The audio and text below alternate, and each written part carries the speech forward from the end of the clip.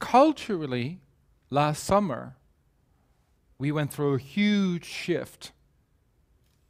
I would wake up in the morning and feel that my life was going to fall apart.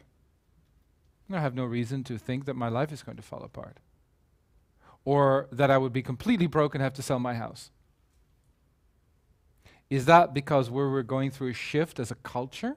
Or just anxiety? If in the moment or in the middle of an experience, regardless of what that is, and we can literally make a choice of really dropping back into the inner self, dropping back into that field,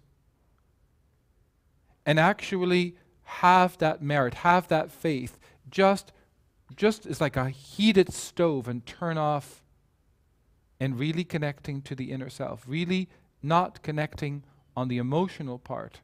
It's like a spiritual being having a spiritual experience is that a spiritual being have an emotional experience. If we can get out of a spiritual being having an emotional experience and get out of the emotion and return back and remind ourselves of the essence of who we are, we gain the spiritual merit to burn that karma and liberate ourselves. That is how the reptile brain works.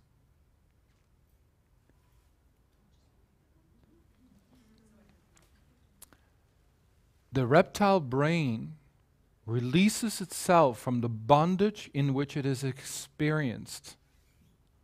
If we regain the connection to the inner self by recognizing the inner self in the middle of fear or anxiety or depression, regardless what that might be, and that we can remind ourselves that we are extraordinary human beings instead of spiritual beings having emotional experience, we return to the spiritual essence of who we are. The spiritual merit we gain liberates us from the bondage that the reptilian brain has created.